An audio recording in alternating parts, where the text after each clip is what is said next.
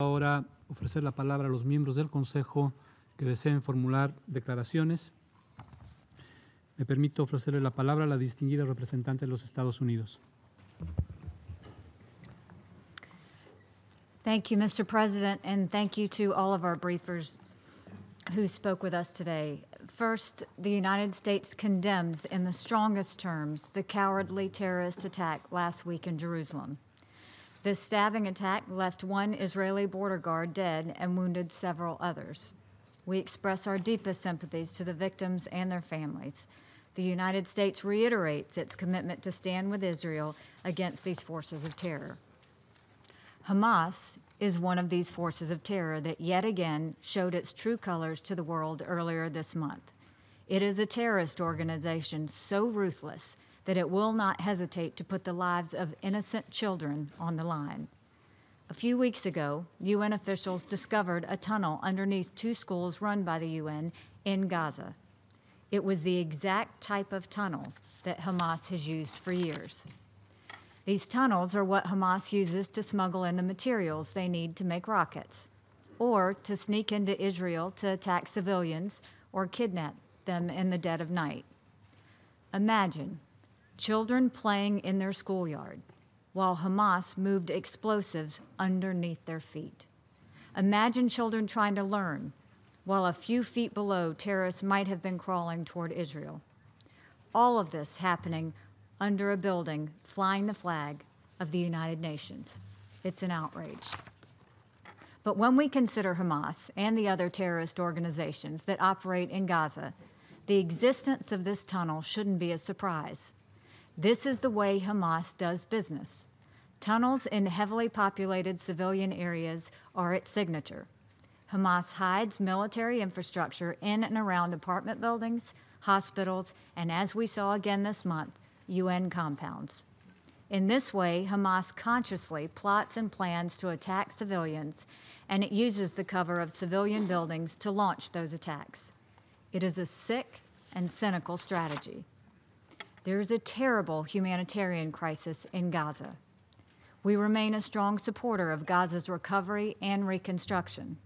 I myself was at the Gaza border earlier this month, where Special Coordinator Mladenov briefed me on the latest chilling developments. What is happening to the people of Gaza is heartbreaking, and it is so preventable. Gaza is prime real estate on the Mediterranean Sea. It has enormous potential, but the potential is being squandered by the terrorists who govern it. Make no mistake, Israel did not cause the problems in Gaza, even though it is often the usual suspect around here.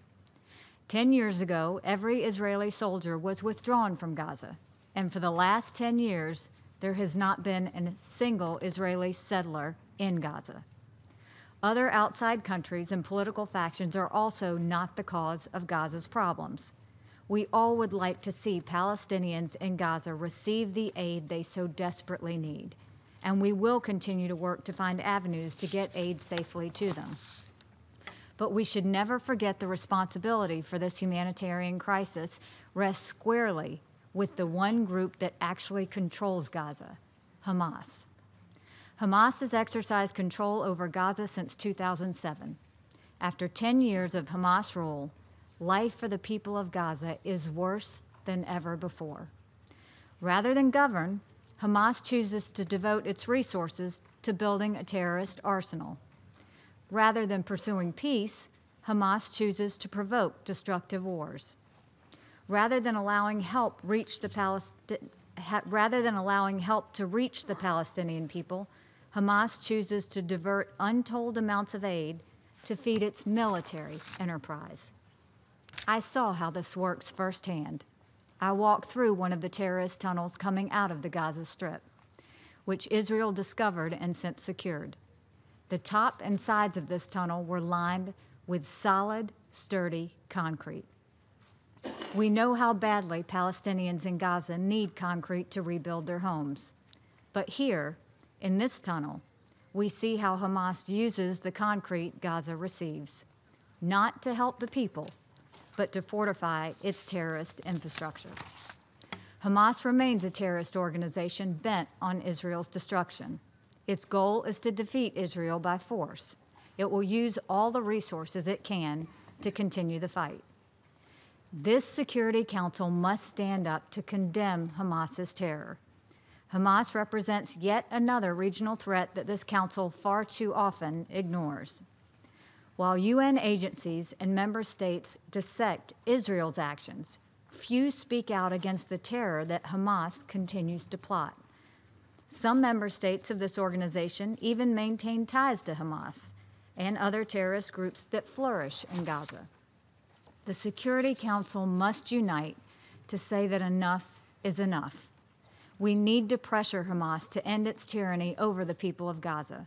We should condemn Hamas in this council's resolutions and statements.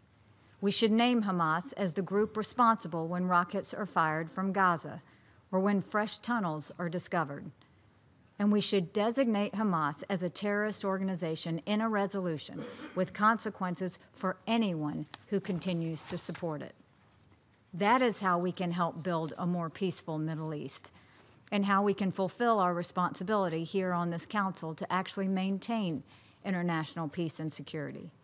And while we must do whatever we can to ease the suffering of the people in Gaza, we must also recognize that the suffering will not fully be addressed until the terrorists lose their grip on power. So all states have a role to play here. We must do much more to show Hamas that we will never tolerate terrorism. We must show that when Hamas uses homes and schools to hide its terrorist infrastructure, there will be consequences. Those who give Hamas the arms, money, and political support to operate must cease. And if they do not, member states of this United Nations need to come together to put real pressure on supporters of Hamas to stop. Together, we can show Hamas that their terrorist tactics will only lead to more isolation. Together, we can show Hamas that their terrorist tactics will fail. So we should act now, before Hamas puts the people of Gaza at risk again by building more tunnels under their feet. I want to conclude by saying that I spent a lot of time in Israel and also in Palestinian areas. I spoke with leaders of Israel, and I spoke with leaders of the Palestinian leadership as well. I went to UNRWA schools. I went to every border of Israel. I saw the threats. There are threats that completely surround Israel from every single side.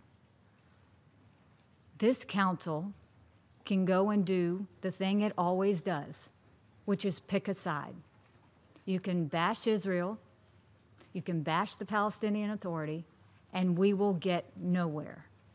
But if you saw what I saw, if you see the terrorist activity that is happening in that area right now, you would understand that every ounce of what we say in this council, pitting the two sides against each other, is only strengthening the terrorists.